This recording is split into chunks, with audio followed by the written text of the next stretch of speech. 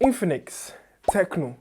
I don't even want to talk about itel because, I mean, they still need a lot of improvement on their devices. But these two devices, Infinix and Tecno, have come a very long way, and there has been a lot of improvement from most of their past devices. But people still put them in a lower base class for the smartphone market or in the smartphone world. And today I'm here to clarify certain things with you guys.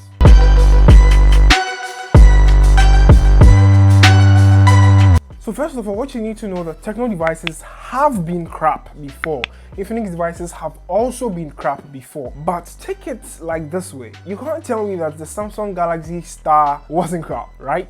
But now they provide most of the best smartphones in the world, like the Galaxy S10 Plus, the S20 Ultra, and then right now we have the Note 20 Ultra 5G and the Note 20 Ultra.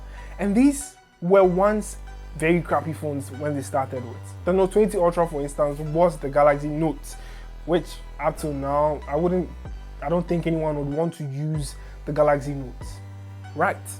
Also, let's compare them to other devices. The iPhone 3G or even the iPhone Edge wouldn't be that good as the iPhone 12 Pro Max, right? So, why then do we say that Infinix devices are crap or Tecno devices are crap? So my take or my point here is, they are not entirely crap like you people think they are.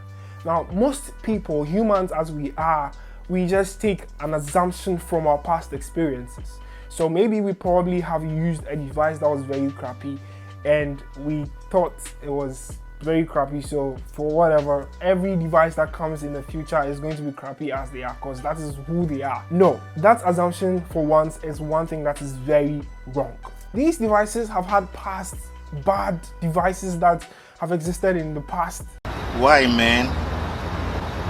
Why? Like something like the Tecno Common series that started initially, the Infinix Hot series that started initially, and even the Infinix Note series that started initially. They've been very bad.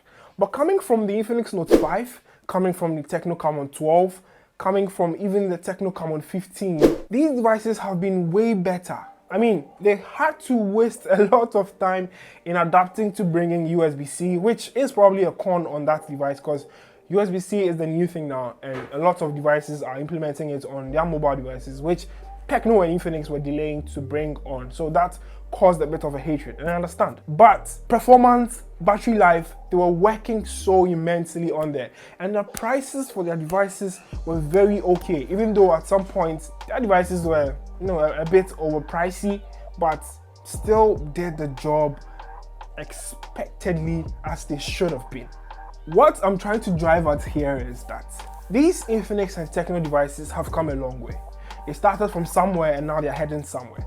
Take a look at the Infinix 0808i, the Infinix Note 8, the Infinix Note 7, and the Note 7 Pro. All these Infinix devices are very strong. So until you've tried them to see how powerful and how well built they are in terms of battery life and performance, you don't have to judge them based on your past experiences from their old devices. Maybe your first Infinix device you used was the Infinix Hot Note, and trust me, that device is a very boring device. So you personally think that, well, it has been crappy.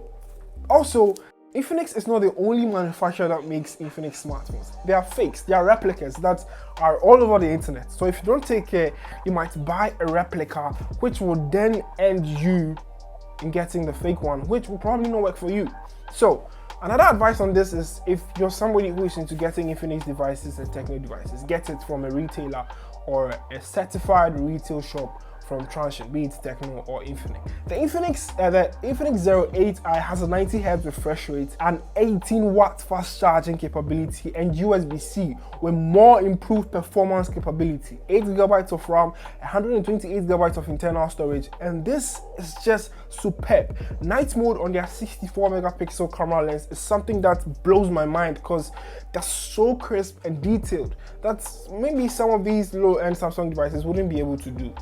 One other defect is that most of their low-end smartphones, like their Smart series or their Spark series, don't usually come out being very strong. So yeah, maybe you'll be right on that side. But those have their levels. That's why they call them entry levels or budget devices, because they have people they are targeted to. They're targeted to marketing people or people who don't really use their phones for heavy usage. But if you want to use your phone for heavy usage, use it for a longer period of time, you should get their top tier devices. Now their top tier devices could be the 08 series or the Note series or even the Hot series. Yes, and they're very good, except for the fact that sometimes the cameras in the Hot series are very bad and maybe their UI is not an interesting one. But you can slap a third party launcher on it and you're good to go.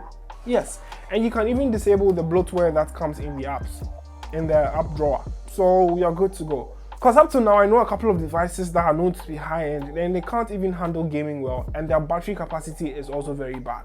So, I mean, come on. You can get a 5,000 mAh battery on your Infinix device, which will take you up to 2 days and above, and you're good to go. So let's stop criticizing Infinix devices and making them look like they're bad when they're actually not. Because in the past they were, but now they're providing one of the best smartphones in the world you could ever think of. Before you consider calling it a crappy phone, get one first, use it for an extended period of time, and then you can judge it from what you have experienced. I'm Delpy, and please take note of these and make sure you try them out before you go ahead to criticize them. Stay safe. Peace out.